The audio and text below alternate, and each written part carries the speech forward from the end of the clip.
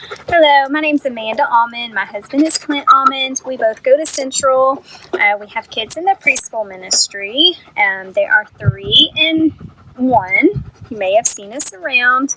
I'm here today to tell you about my story. And I'm just going to start from kind of my early childhood. I grew up on a farm, was a lot of fun, couldn't wait to get out, hated every minute of it. Didn't realize how much fun I really had until I grew up into the real world and had to pay bills and live on my own and try to figure all that out. But I was kind of sheltered as a child. We had poultry and cattle, so those were my best friends. Of course, my dogs. So I didn't really get out much, and I had my parents. They both divorced. They divorced when I was 8. So that was kind of a difficult time, especially for my brother. He's a little bit older. There was a lot of changes going on from our little sheltered world. My bubble was kind of burst, I guess you could say. But then, so my dad actually started going to church once he moved out. Whereas we hadn't really gone much before. Both of my parents are, they work, they have their own business. So they're self-employed.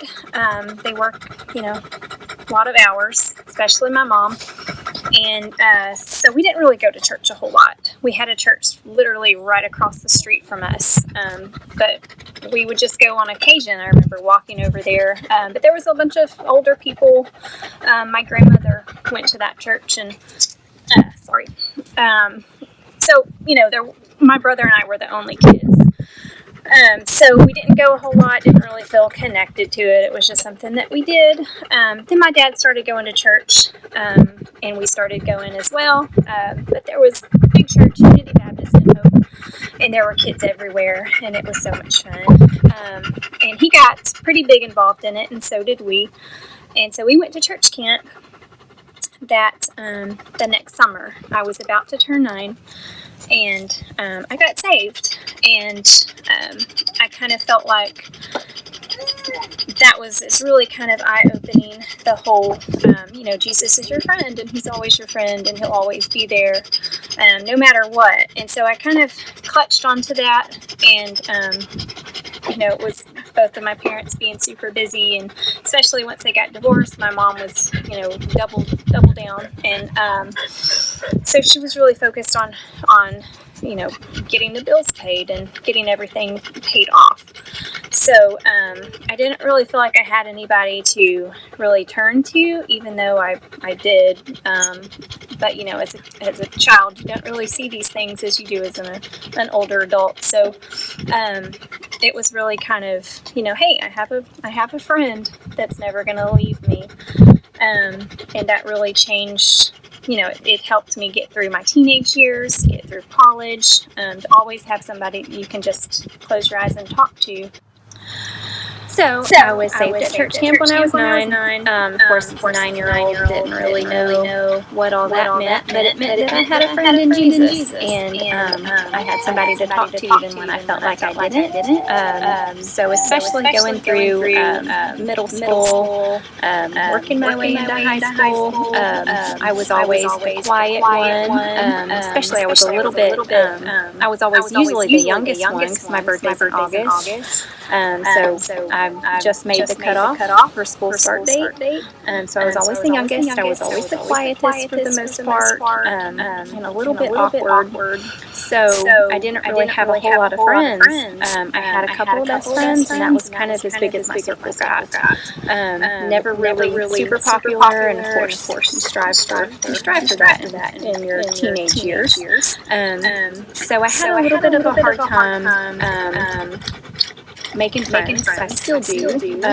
So it's good to always be able to fall back on someone, especially when you're out with a bunch of people and you don't really kind of fit in. He kind of helps me because I had that background of turning to Jesus, especially things were I never really felt like things were just great for me. So no matter what happened that day. Even though I could have turned to my mom and talked to her about my problems, and she would have been 100% understanding. As a teenager, that was the last thing I wanted to do. So I had a diary and I wrote it down. I wrote down, kind of glossed over it, but I wrote down about my day, and it kind of helped to get those feelings, out. And then at the end of the day, I would turn to Jesus and I would pray. And I would ask for, forgiveness for, trying to fit in. That's not what life is about, even though it makes things easier. He didn't fit in. So we kind of had that in common. So that was a real help to me growing up, and still today too. Trying to raise these boys to make it understand where you don't have to fit in. You don't have to have the best of things. You don't have to be cool. Because at the end of the day, there's Jesus, and He's always there to get you through whatever it is you're going through. So that was always good to fall back on. And going into high school, I always had sports, and that kind of helped focus my attention. It gave me something to do. I went to Trinity in Texarkana, so I graduated with a class of 12, so very, very small class, small school. So once again, I was kind of sheltered, but it worked out. It was where I was supposed to be. I got into running. Basketball was my favorite thing in the world, and I got to play because I went to such a small school. So, but that really helped me have a focus, and I think God gave me those talents. Even though I wasn't. I mean, I wasn't that great, but I went to Trinity, so I was okay. Out of 12 people, it was fine. But anyway. So He gave me a talent for running, especially, and I think that I really needed that because it makes me driven. It gives me a purpose. It gives me something to it's a good stress relief. And so He started me on that. Ended up getting a scholarship to Washita for cross country, and that gave me also, I think, it kind of kept me on the straight and narrow in college.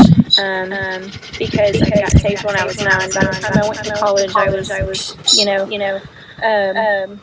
that was not my goal in life. Was not to serve Him. Unfortunately, was to I don't even know. I don't even remember now. It's been so long, but it was pointless. It was to serve my own self. It's to go to college and have fun, and that's not what it's about. But so I kind of fell away from that. But I think that having cross country gave me that to keep me focused on life. It gave me. So back to cross country. So I would have to wake up at 5 o'clock in the morning for practice 6 days a week, and so therefore I had to go to bed at 9 because I like to sleep. And so that kind of kept me out of trouble. I think college could have been a lot worse for me since I didn't have my main focus on God at that time. So He works in mysterious ways, and that's something that I still have. That I can run when I can. And it's just a blessing that I can get to do that. So it doesn't really matter, your background or where you come from or how cool you are. Even though I thought that was all that mattered. It doesn't. There's a lot bigger picture, and He knows what's going on. Does it matter how far you fall or how high you are from the start? You can always turn to Jesus and have a friend in Him.